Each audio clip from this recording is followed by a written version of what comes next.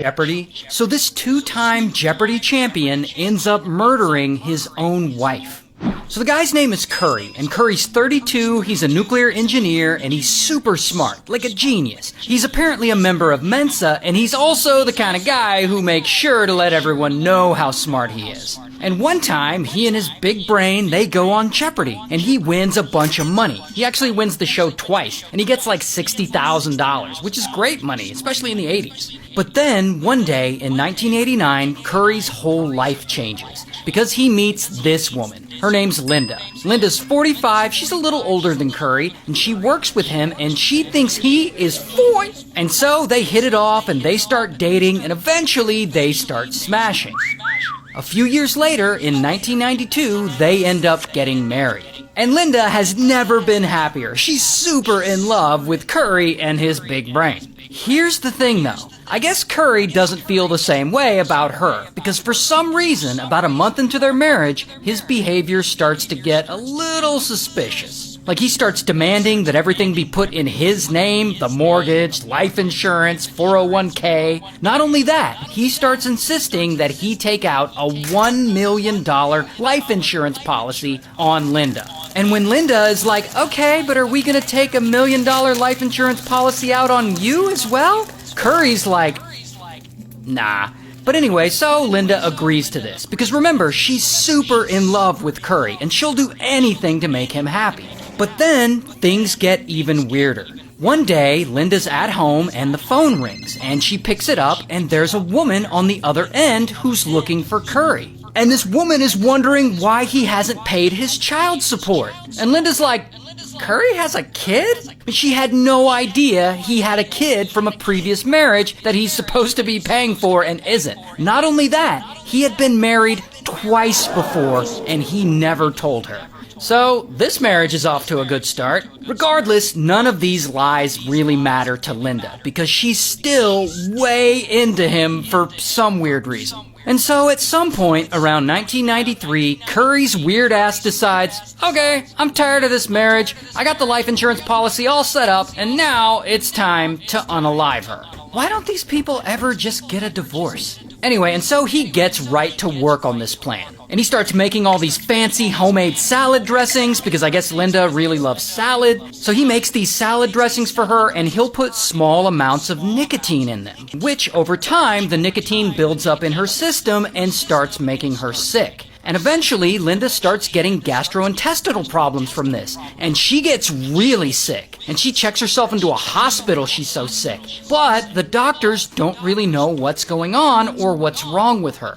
Then, while she's in the hospital, one night, while she's asleep, someone sneaks in and tampers with her IV bag. And when a nurse comes in to check on her, she sees that there's a puncture in the tubing for the bag, and the hospital calls the police. And so police come out, and they investigate, and they talk to Linda, and they ask her if she knows if someone has been trying to poison her. And the only person Linda can think of is Curry, her husband. But, unfortunately, before police can launch a proper investigation into all this, Linda is released from the hospital and she goes right back home to live with him again. Because again, she still loves him so much. Shortly after that, sure enough, Linda starts getting sick again. She's dehydrated, she's vomiting, she can't eat. And so Curry, he takes her to the hospital again. It's a different hospital this time. I guess he doesn't want to raise suspicion. But then, while she's in this hospital, it happens again. One night, while she's asleep, someone sneaks in and tampers with her IV bag. Luckily, the hospital staff catches it this time, and they bar anyone else from entering the room unaccompanied. And so, eventually, Linda recovers and she goes back home to live with Curry. She still has no idea he's behind all this. Now, at this point, Curry realizes his plan isn't working. Adding small amounts of nicotine to Linda's salad dressings, it's not doing enough. It isn't unaliving her fast enough. And so, he and his big brain, they come up with a new plan to unalive Linda. And this time, it'll be as quickly as possible. First, he slips her a bunch of sleeping pills to knock her out. Then, after she's passed out, he takes a syringe and he fills it full of nicotine, and bam, he injects her with it. And I know it sounds kind of weird, but pure nicotine is apparently fatal, and it doesn't take that much to unalive someone. A syringe full will definitely do it. And so this injection of nicotine that Curry gives her, unfortunately, it ends her life. And so then, obviously, police get involved and they investigate the death, and they have a toxicology report done, and the toxicology report shows that there's a lot of nicotine in her system, but I guess they don't investigate further because they don't have any evidence against anyone specifically. I actually don't really know why they don't investigate further. I just know they don't. Regardless, they eventually stop, and the case goes cold. Meanwhile, Curry, he gets a fat paycheck. Remember how he took out that $1 million life insurance policy on Linda? Well, he ends up having to split it with Linda's sister, but still, he takes home over $400,000. So he's living good. Then he eventually moves from California all the way over to Kansas, and he starts a new life, and he gets a job as a building code inspector, and he gets married all over again, and he basically just continues on like he's never gonna get caught, and maybe he never will. Maybe he really is that smart.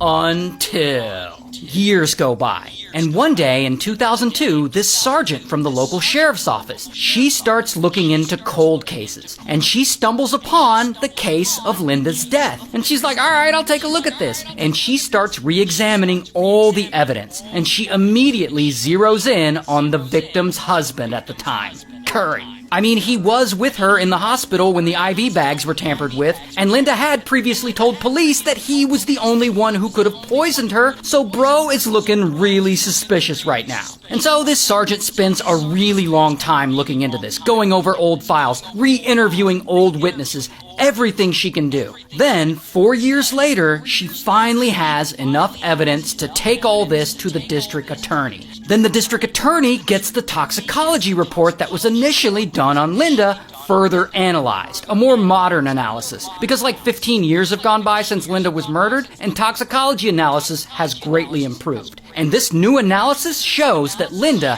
had 50 to 100 times more nicotine in her blood than a regular smoker would have.